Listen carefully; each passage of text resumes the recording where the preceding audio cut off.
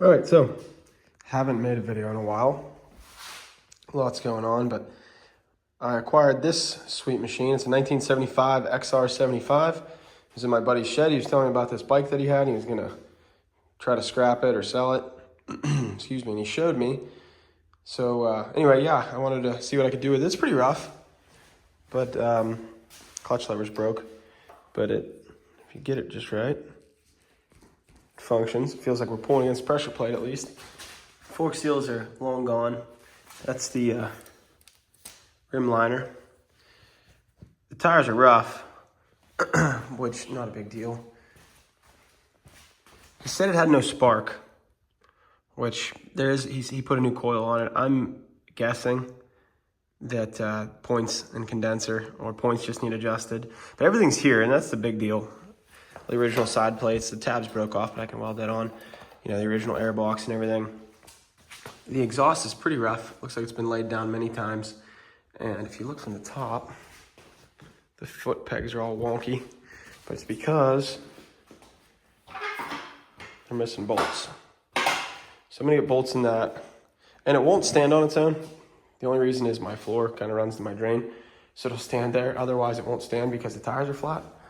So I know somebody's gonna flame me for putting tubes in these tires, but I just want it to stand on its own so I can diagnose it and start playing with it. I'm gonna try to find a bolt for that foot peg mount and see if I can diagnose it. The biggest issue, I mean, obviously the seat's rough, but just a cover will handle that.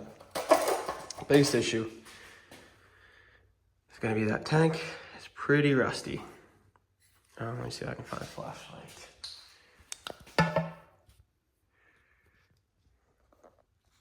It's pretty rough down in there.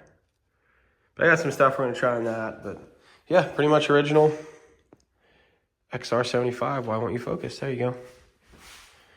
So we're gonna start with some tires or some tubes and start diagnosing the spark. I don't know what I'm gonna do with it yet. If I'm gonna restore it or what I'm gonna do. But to start, we gotta get it running, gotta get it to stand on its own.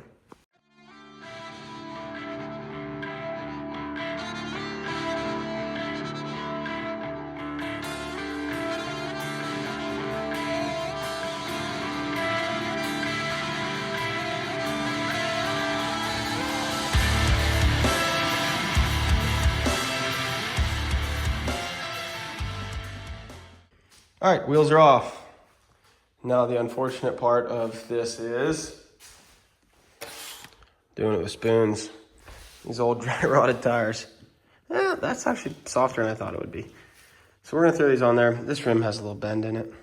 I don't know, the more I start playing with this thing, the more I think I'm gonna maybe restore it and ride it. It's a pretty sweet bike. I mean, this bike's not done yet.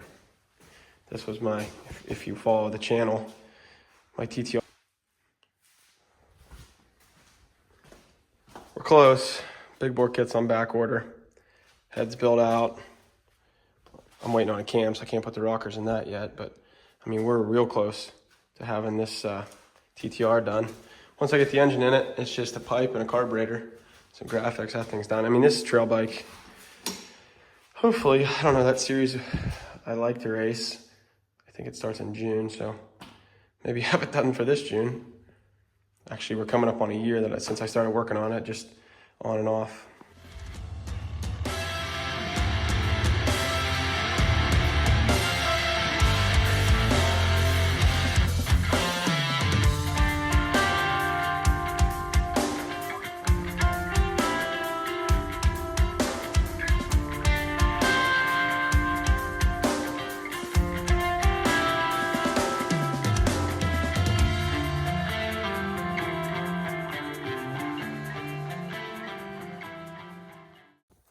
All right, so this rear tube has a little pinch in it where it's leaking. You probably can't hear it. Up front, I didn't take it apart yet. I'm guessing it's gonna go down overnight, but actually I might just take it apart. I have the tubes. Might as well just pull it.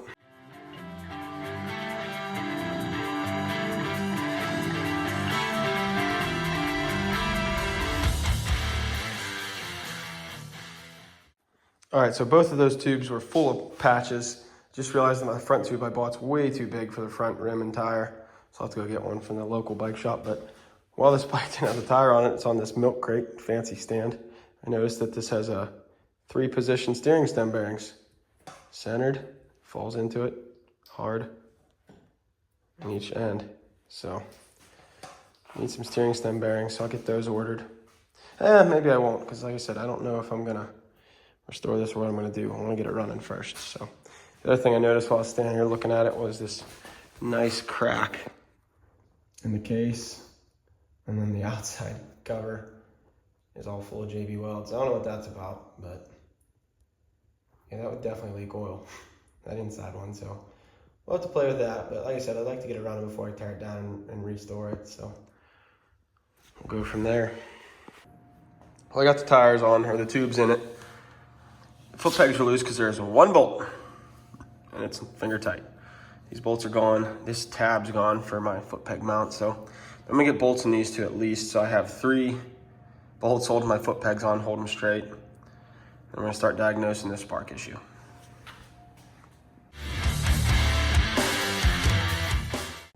I know it's not gonna show it, but the little threaded piece inside that hole has a chunk of the end of the wire broke off in it. So it won't take new threads, or it won't thread into that plug wire. So we're gonna have to try to dig that out or replace the coil, which I don't want to do. After a closer look, there isn't a piece of the wire broke off on it. The peg itself, the threaded parts broke off. So this coil is junk. Unfortunately, I found one on Amazon, which I hate to buy China parts for it, but it's 12 bucks and I can have it here in a day. So we're gonna try it to see if we can get some spark. I don't think it's the coil. I'm sure it's the points and condenser. I'm gonna try to adjust the points now and see if we have spark down there. Somebody knows something I don't know, because the flywheel nut was finger tight. So I'm thinking somebody might have dug into this. So I'm gonna pull that whole cover off, pull the shifter out of the way, pull that flywheel. I'm guessing somebody pulled that nut off, realized they don't have the tool to pull the flywheel, and stopped. But I have the tool, so yeah, we're gonna dig into it and see if that helps. Or see if we can get that, see what the points of condenser look like.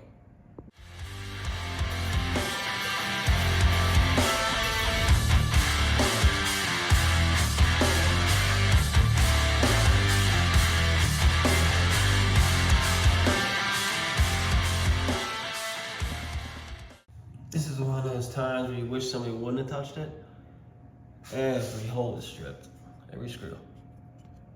That one, the adjuster for your points. So I'm gonna pull that. It's beat. I mean, this thing's cracked, the whole 9. So we're gonna pull that. I doubt you can get that plate. Well, maybe you can through Honda, but I gotta pull that.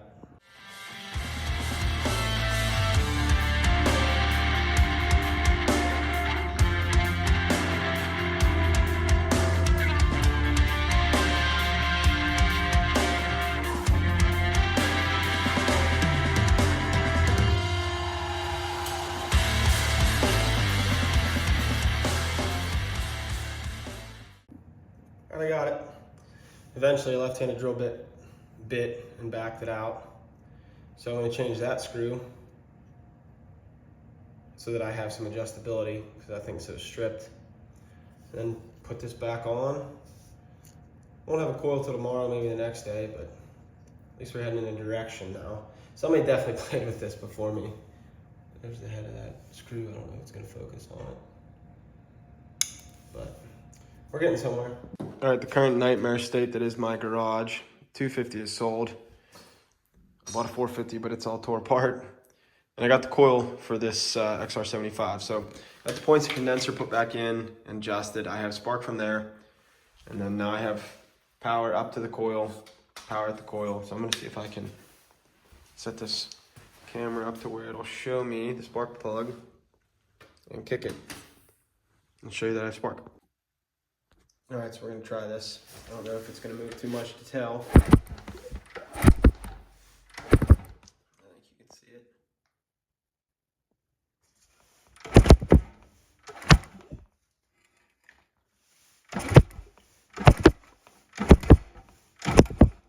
All right, so we have spark. So now I'm gonna pull that carburetor, pull the carb and clean that tank. and we should have a running XR75. All right, top of my toolbox. It's a nightmare. Oh, I can't do this with 2 hands. All right, I gotta pull this carb apart. See what's in it. Oh boy. Just old gas. We'll clean this up real quick. I'd like to see if I can get this thing to fire, check the oil in it and stuff, but yeah, I think clean the, well, the needle's opening. It'll clean this up real quick and we should be good to go.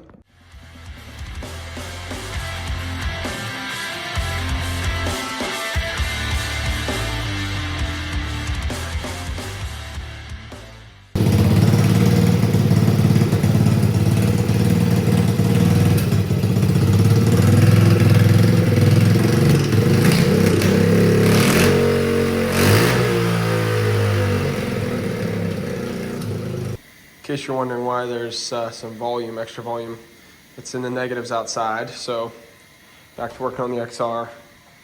That little guy I can't keep up, so I put the propane heater in here out of our race trailer, but I fought the petcock off of this tank. It was full of this white crap, a lot of it. I don't know what that's about, but I ordered another one, so it's coming. I was gonna rebuild it, but it's very rough. So have another one.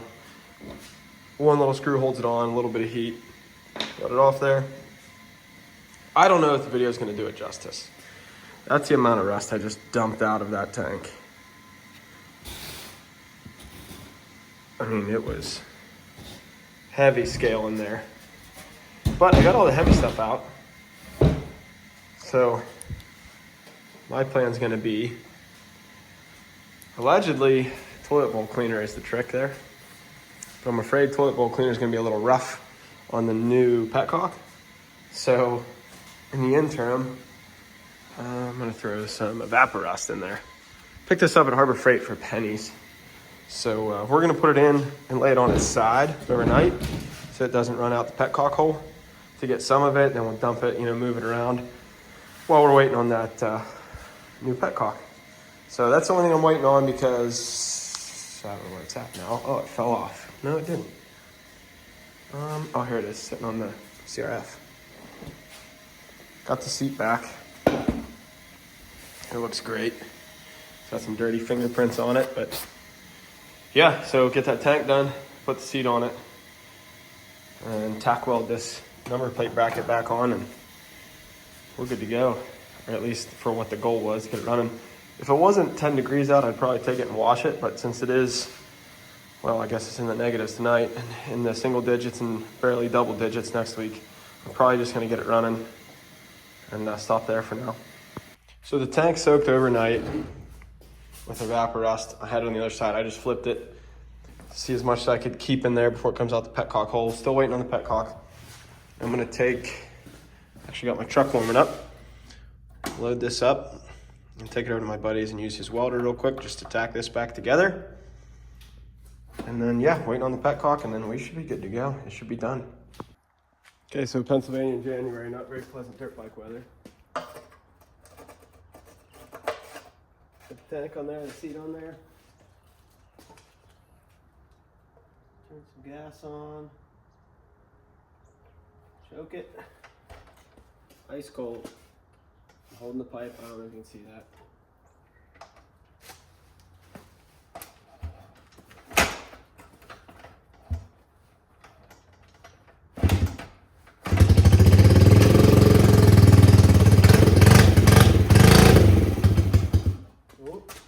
Adjust that carburetor a little. Choke off.